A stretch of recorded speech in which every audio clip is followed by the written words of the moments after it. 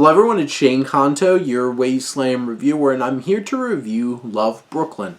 And this is a new romantic drama coming to you from director Rachel Holder, writer Paul Zimmerman, and this film focuses on three longtime Brooklynites navigate careers, love, loss, and friendship against the rapidly changing landscape of their beloved city.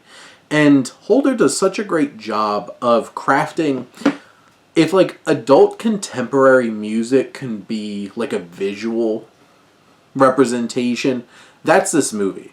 The way that this is just so sleek and so... it just has that kind of vibe that really captures Brooklyn in this new, like, changing landscape and modernizing kind of look to it. Martine Vienne, who is the cinematographer, does a great job of just bringing this place to life. And there's so many inspired camera elements. Everything is so perfectly framed and symmetrical. And Roger, played by Andre Holland, who's our protagonist, he rides his bike a lot. And just seeing him navigating the streets, or just how perfectly pristine each and every shot is, it's really works. And there's just the subtleties in terms of some of the camera movement. There's a shot later in the film where he's like slowly walking up this hill, and just how the camera very smoothly follows him. It's engrossing, and they're not big choices, but all of them pull you into the experience so well. And this film just has that vibe. And there's intimate moments, and they're a little fiery.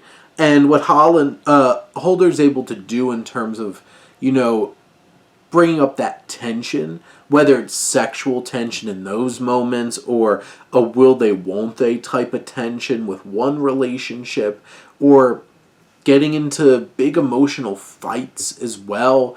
And all this film is able to balance all of those things so well. It has a good sense of humor. One particular character is definitely there for some comic relief.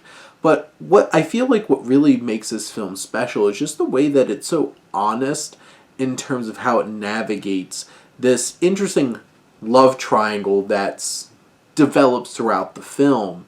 And sure, I think this film dabbles and finds itself into some familiar tropes, but I think the depths and the themes that it goes through in Zimmerman's screenplay helps it lift up out of those places.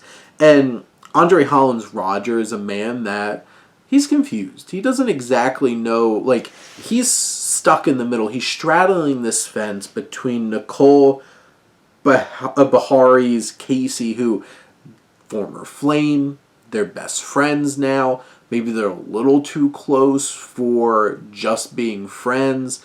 And there's a will they, won't they kind of dynamic. And you could feel it, because in Bahari's performance, you can just see that underneath the surface that Casey really has this connection here, despite the fact that she's willing to throw him advice about his relationship and stuff like that. And Holland has such great chemistry with both Bahari and then DeWanda Wise, who plays Nicole, this widow and single mother that he's dating. They have great chemistry. The moments where they're intimate just spark. But they also have this dynamic where it's like, as the film goes on, you see Nicole really starting to realize that maybe she's not ready for this. Because at the beginning of the film, it's very much more physical. But her daughter, Allie, wants to spend more time with Roger. And Candace Reese, who is this young girl who plays the daughter, is so good. She feels very authentic. A really strong child performance. But Wise is so excellent. There's a moment later in the film where they have a conflict between Nicole and Roger. And there's a strength that she brings. She's letting herself be vulnerable, but then she pulls that right back and just lays it down in front of him, and you're just like, damn. I love that dynamic, and I love that as part of her character. And you see, like, you have Roy Wood Jr., who plays Alan, who's friends with Roger, and he's definitely a comic relief character for the film, but he even has moments where it's like, he has an opportunity where, like, this young woman's really flirting with him, but it's just like, yeah, I need to get a gift for my wife.